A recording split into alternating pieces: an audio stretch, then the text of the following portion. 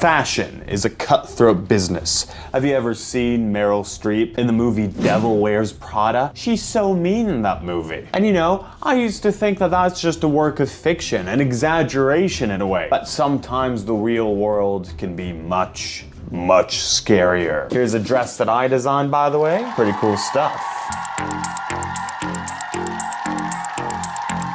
So we're gonna go through this with a presentation that I made last night. I was really tired when I made this, which I guess is evident from the fact that I misspelled Francesca's. Yes, everybody, today's story is about the store Francesca's. Or Francesca's, the actual name is Francesca's. They sell many dresses at Francesca's. None of them as pretty as the one that I made, but hey, they're trying their best. You gotta hand it to them. I made a slide titled, "How do the dresses look like?" Really, I guess besides the point here, doesn't have much to do with the drama, but let's see how do the, okay, so the picture is really small. I made the picture really small for some reason. But if we use a magnifying glass, we can see that that's how Francesca's dress looks like. So as we said, Francesca's is a store that sells dresses. This whole controversy actually started before what I'm gonna be presenting now, but this TikTok is essentially kind of what kicked things off online, how people on the internet found out about this. So an account called Taylor Elliot Designs posted, "Francesca's owes my small business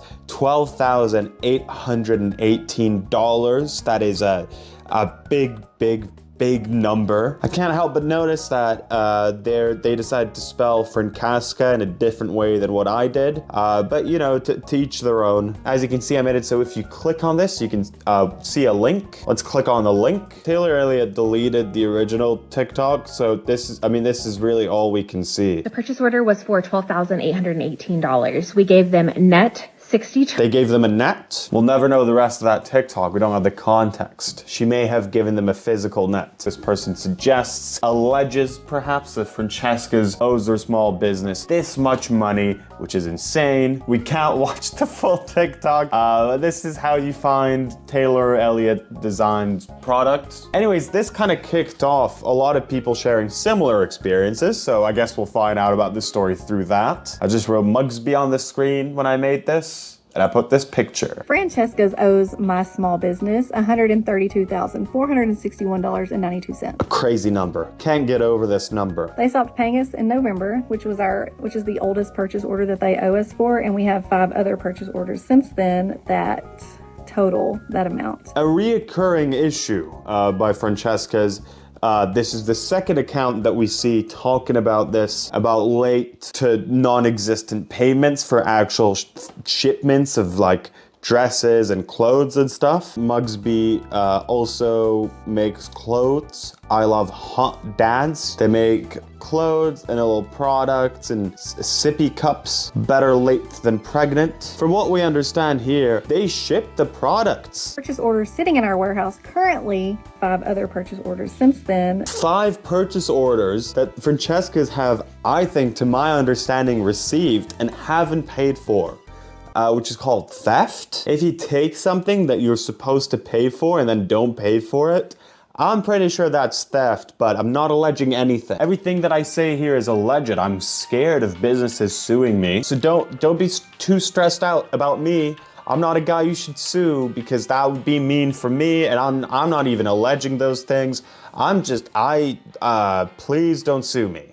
This is my legal statement for today. But yeah, that's theft. That's theft. On top of that, we have a purchase order sitting in our warehouse currently made specifically for them that we are unable to ship due to non-payment. And besides the one that they've stolen, allegedly, because in my opinion, from my perception, that is what theft is. My perception, which may legally be wrong, but I think that taking stuff and then not paying for it, I don't think that's legal. Besides that, they're now stuck with stock that was made for Francesca specifically. So later she mentions the original TikTok, the one that we were sadly unable to watch. I just think that it is important for people to be aware of this situation because it is hard on small business owners to be able to sometimes make payroll, bring in new products to sell when you are out money that you are expecting.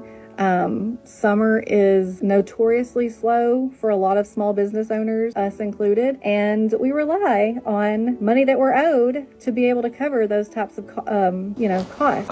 Yeah, really rough stuff. I saw a few people suggesting the idea of a lawsuit, which obviously makes a lot of sense. I don't know if that's something that she's planning on doing, but the kind of, I guess, added unfortunate reality of things is that, well, obviously they've now taken a financial hit. It'll be harder for them to now fight in court about this for longer. Francesca has effectively fucked them over, and by doing that also made it harder for them to fight against them later on. The next thing that I wrote in my presentation last night is, why is this happen? This is raw, guys. This is, I could have gone over this before this, but I saw this and I wanted you guys to see what I wrote. Why is this happen? I wanted you guys to see that I wrote this. Oh, okay. That's interesting. That's an interesting slide right there. I don't know how that got in there. Anyways, why happen? So this article was posted back in January, multiple months before the last two videos that we've seen. Those videos being super, super recent, from like a day or so ago. Sources: Francesca's has a liquidity problem. Vendors are complaining that women's specialty chain Francesca's isn't paying its bills. One credit specialist said word surfaced in November that the chain was slow in paying invoices, as we've seen, but market sources have confirmed that some vendors haven't been paid for many months. Again, like the last two cases that we've seen, like with